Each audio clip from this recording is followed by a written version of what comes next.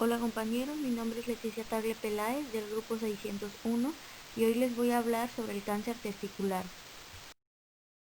La incidencia global de los tumores malignos del testículo es muy baja, sin embargo, afecta con mayor frecuencia a los varones jóvenes y desde mediados del siglo XX se ha incrementado sin una causa bien definida hasta el momento. Debido a que un 98% de los tumores malignos del testículo corresponden a neoplasias de células germinales. La incidencia de cáncer testicular en México en el año 2008 reportó 2.528 casos, con una mortalidad de 450 habitantes. En las últimas 4 décadas, la incidencia de estos tumores se ha duplicado en la mayoría de los países. El pico de incidencia se encuentra entre la tercera y cuarta décadas de la vida y después de los 80 años. Existen dos principales hipótesis sobre su etiología. La teoría del exceso de estrógenos plantea que esta neoplasia se origina durante el periodo embrionario, cuando por exceso de estrógenos el desarrollo de la gónada es alterado y algunas células germinales se transforman en células premalignas, las cuales entran en un periodo de hibernación hasta la pubertad, cuando por estímulos hormonales y factores aún desconocidos se convierten en cáncer testicular. La otra teoría es la teoría de la nutrición infantil. Al igual, parte de la presencia de células premalignas formadas durante el periodo embrionario. Estas, debido a una dieta alta en calorías durante la infancia temprana, contemplan su transformación maligna. Lamentablemente, ninguna de estas teorías puede ser aprobada de manera directa y su soporte depende de evidencia indirecta. En el siglo XX se reportó la asociación entre criptorquidia, que es testículo por arriba del anillo inguinal externo, y cáncer testicular.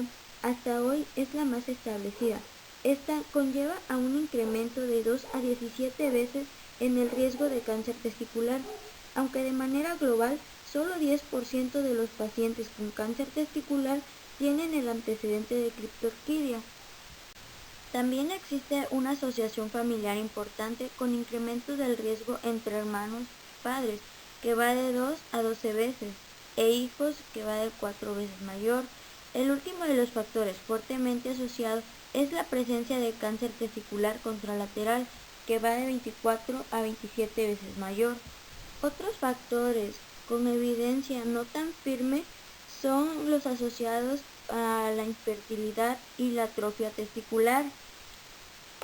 Otros factores de riesgo a los cuales los resultados en su mayor parte han sido conflictivos o no concluyentes son la talla al nacimiento, uso de agentes hormonales durante la gestación, edad materna, índice de masa corporal, la ocupación, toxinas ambientales, hernia inguinal, trauma testicular y temperatura testicular. Los tumores de células germinales de testículo histológicamente se clasifican en dos grandes grupos, seminomatosos y no seminomatosos. En el grupo de los seminomatosos se encuentra dividido en clásico, anaplásico y espermatocítico.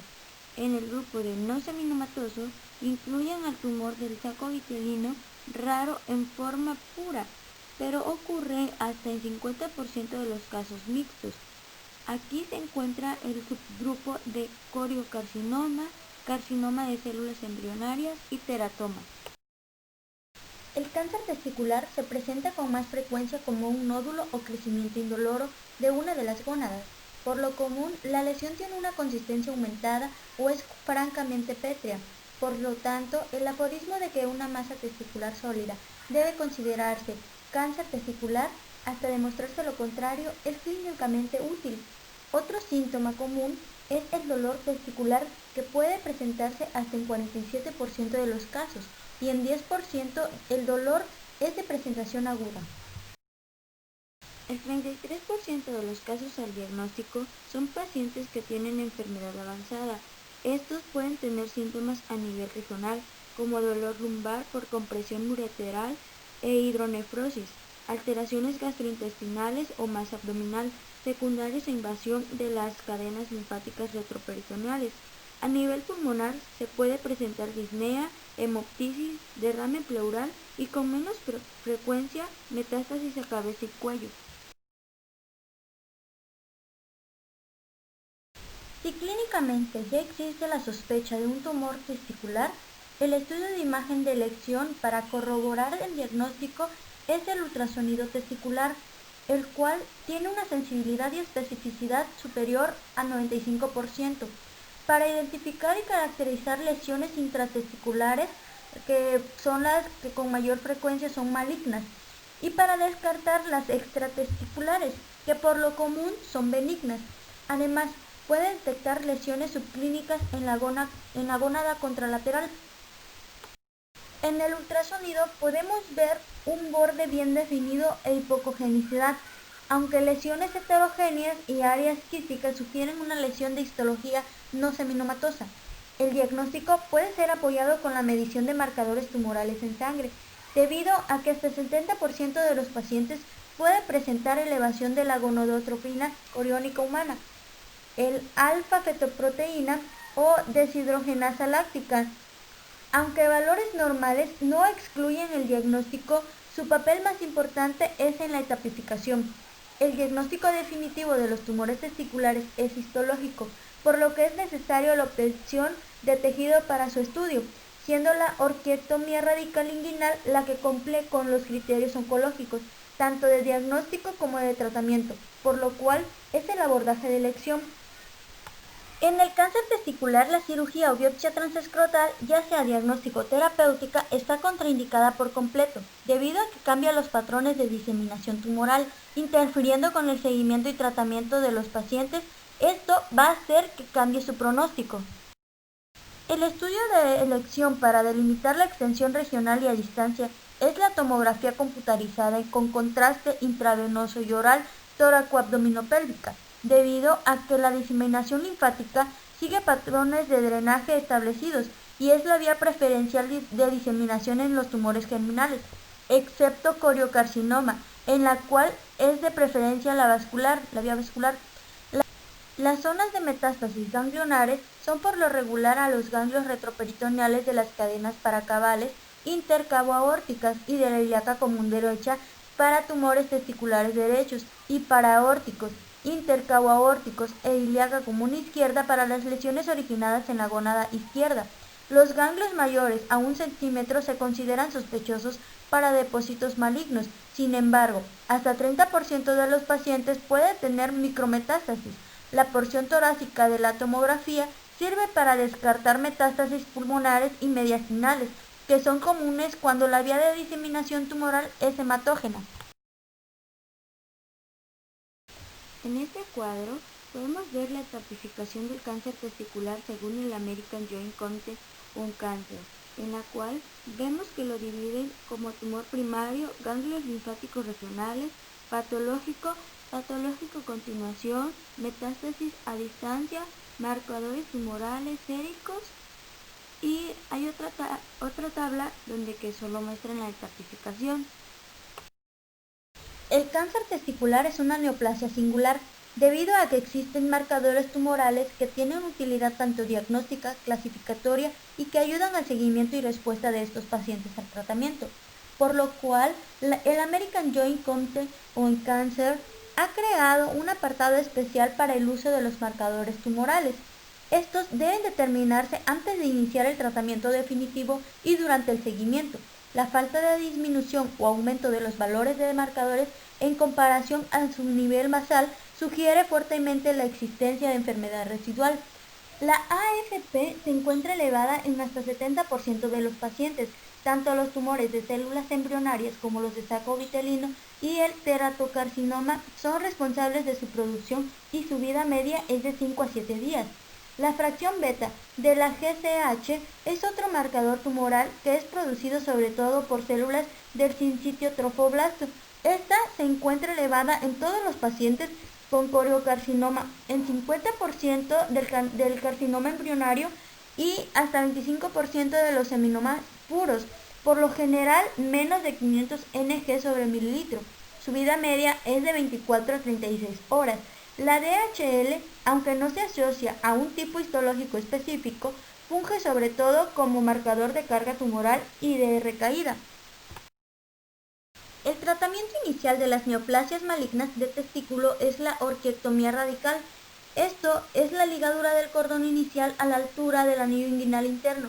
Es la resección en bloque del testículo y anexos hasta el anillo inguinal interno por vía inguinal, la cual permite control linfático temprano y sobre todo disminuye el riesgo de incidir sobre el tumor y por ende siembra tumoral del campo quirúrgico.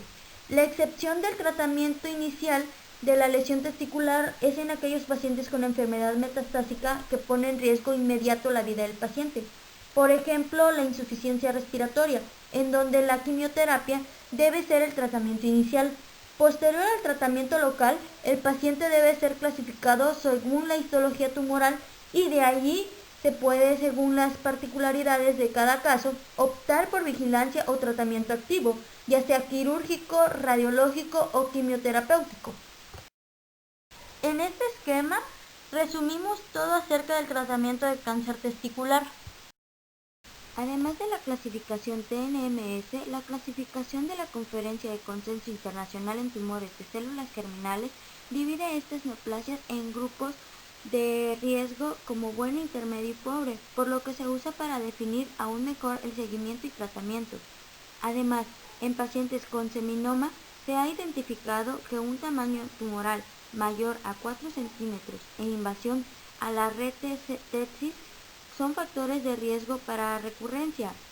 En no seminoma, la invasión linfovascular peritumoral, un grado de proliferación de más de 70% y más de 50% de carcinoma embrionario también se asocian a recurrencia. Para los pacientes en etapa 1 manejados con vigilancia, las recaídas se presentan en 12 a 32% y la supervivencia es entre 93 a 100%. En post-radioterapia, la recurrencia ocurre entre 1 a 5% con supervivencia entre 99 a 100%, y en post-quimioterapia 4% recaen y 95% sobreviven a 5 años. En etapa 2, 6 a 39% de los pacientes recaen y la supervivencia a 5 años es de 75 a 95%. El pronóstico, según la clasificación de la IGCG, en cuanto a pacientes libres de progresión y supervivencia a 5 años es de 94% y 67% en los grupos de pronóstico bueno o intermedio.